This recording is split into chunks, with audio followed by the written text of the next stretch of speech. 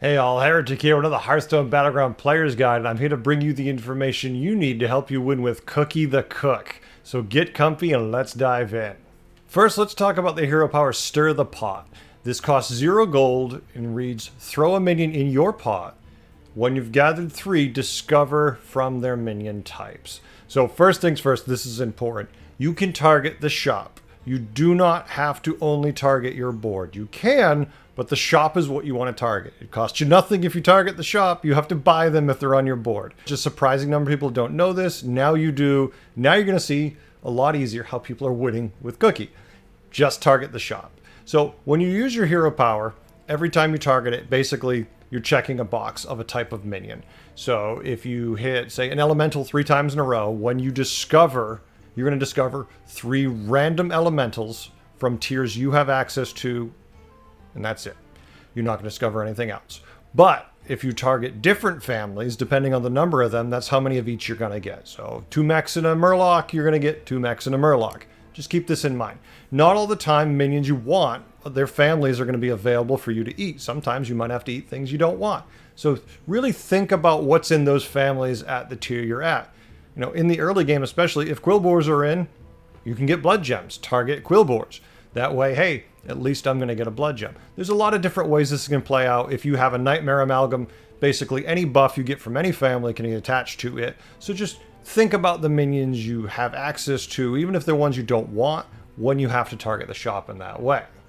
Now, when I'm tiering with Cookie, I do one of 2 things.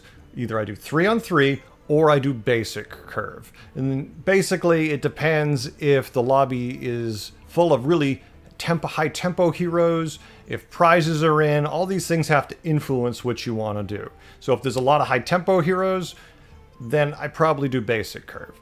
If prizes are in, or if there's a lot of more combo value oriented heroes, then I'm going to try for 3 on 3. But every lobby is very different depending on the heroes and the minions available. So take that all with a grain of salt. Look at your lobby and make your own judgment. These are just the 2 ways I prefer and work well for me.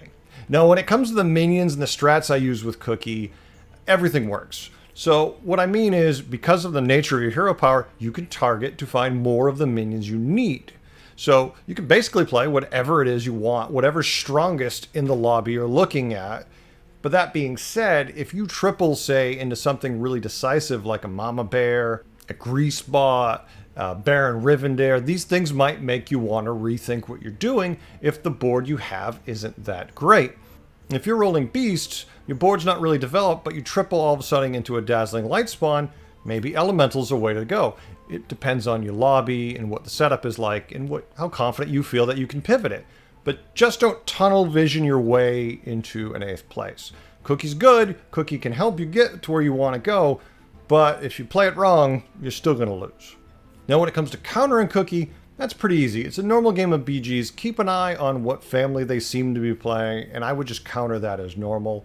You know, you never know what they're going to triple into and what they might pivot, but odds are, if they're playing Beasts, and 6 turns later they're still playing Beast, they've just got a really well-developed Beast board. It's what they usually do when they're playing Cookie. Cookie is great at picking a lane and staying in it unless they find something really amazing to make them want to switch. So just be prepared to counter it the same way you normally would.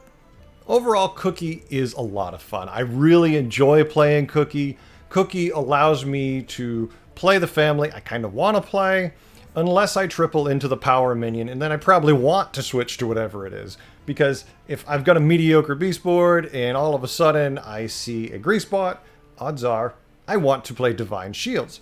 It really depends where you are in the game, but I super like Cookie. I like that targeted ability. I like that I could decide early to play Beast and then find all the keys I need because that hero power helps me focus and find them.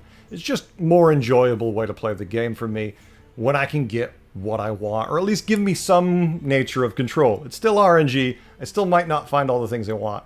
I still love it. Cookie's a good hero. Give him a shot if you haven't. It's worth your time. Stay tuned. I have more guides on the way. I hope you learned a few things today and had a good time. I know I did. Bye.